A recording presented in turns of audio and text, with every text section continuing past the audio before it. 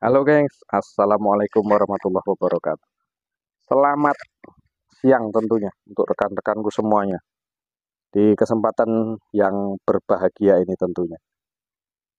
Nih masih di seputaran perawatan DUK Puyuh. Ini di umur 3 hari kemarin ya. 3 hari ini sudah di dalam box ini. Nah, kemudian usia di 3 hari ini perawatannya gimana Pak? Pemberian pakan gimana? Nah, gitu. Kemarin ada yang mempertanyakan juga kalau di umur-umur 3 hari ini apakah pakan dihalusi? Terus sampai kapan pakan itu dihalusi untuk diuki, Pak? Ini akan kita bahas di sini ya. Nah, ini kawan. Ini sudah ada pakan, tinggal sedikit pakannya. Nah, ini. Ini sudah kita halusi di sini, ya. Ini pakan ini halus, kawan. Halus, yang nggak halus. Betul lah, ini masih bisa untuk apa ya? Ya nggak halus betul lah, ini masih agak sedikit kasar, tapi ya daripada dari pakan dari pabrikan yang belum halus, yang masih kasar, ya mending ini kita haluskan gitu. Jadi tujuan dihaluskan ini karena puyuh ini kan kecil ya.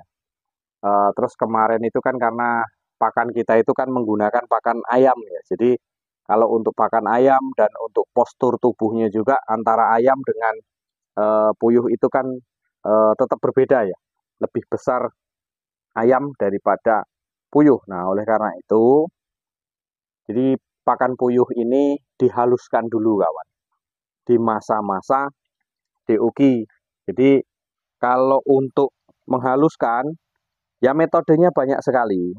Ada juga ya dengan cara eh, mungkin di blender, kemudian mungkin ditumbuk, diayak, itu macam-macam.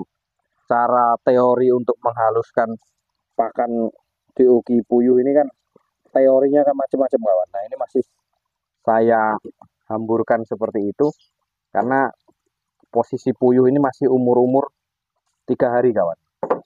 Nah, dari sini ada timbul pertanyaan, sampai umur berapa hari Pak pakan puyuh ini dihaluskan seperti ini gitu. Kalau saya ya, kalau pengalaman saya pribadi, pengalaman saya sendiri, saya memberikan pakan DUK ini sampai umur sekitar 10 hari atau 15 hari lah. Itu biasanya masih saya haluskan, masih saya blender atau ditumbuk juga bisa, atau diayak juga bisa. Nah, itu masih kita haluskan sampailah dia umur 10 hari lebih. Kalau masih di bawah 10 hari, terus di bawah-bawah 8 hari, yaitu resikonya tinggi nanti kalau nggak kita halusin. Takutnya nanti butiran besar ini tertelan, ya akhirnya nggak sampai tetelan, berhenti di tenggorokan, akhirnya angka kematian menunggu, kawan, di situ. Nah, oleh karena itu, ini dihalusi pakannya sembari menunggu dia besar. Sampai umur eh, 10 hari ke atas, kawan. Kalau sudah lewat 10 hari ke atas, itu sudah nggak saya halusi lagi.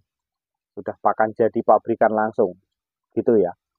Jadi supaya lebih menunjang lagi, supaya lebih keamanan untuk dimakan oleh puyuh itu lebih bagus ya, supaya tidak terjadi hal-hal yang kita inginkan. Angka kematian kita di sini kita jaga, kawan. Sehingga dengan sedemikian mungkin kita menjaga merawat ternak kita gitu. Kalau untuk perawatan kan ya balik-balik lagi kan tergantung ke kita masing-masing.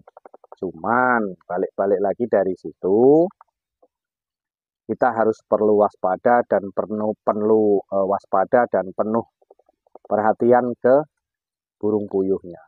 Jadi merawat burung puyuh ini jangan dianggap sepele, kawan. Memang harus ada beberapa hal yang perlu diketahui dan perlu dipelajari. Kenapa bisa begini? Kenapa bisa begitu gitu. Ya, kalau saya pribadi menghaluskan pakan sampai umur 10 hari ya. Ada yang mempertanyakan seperti itu.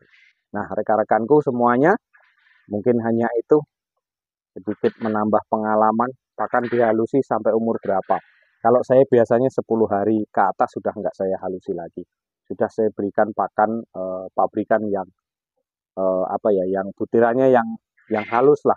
Biasanya kan saya menggunakan BPS dari produk itu memang butirannya agak kecil-kecil ya kalau yang dari BPS. Lain kalau yang produk-produk lain. Cuman kalau untuk BPS memang biasanya produknya agak kecil dia. Ya sama-sama untuk pedaging ayam itu, sama-sama untuk pedaging ayam. Tapi kalau yang merek-merek lain juga agak besar. Ya sebenarnya nggak apa-apa. Kalau agak besar juga ya agak dilembutkan sedikit. Oke, mungkin hanya itu. Kurang lebih mohon maaf. Salam seketer dari Jambi. Wassalamualaikum warahmatullahi wabarakatuh.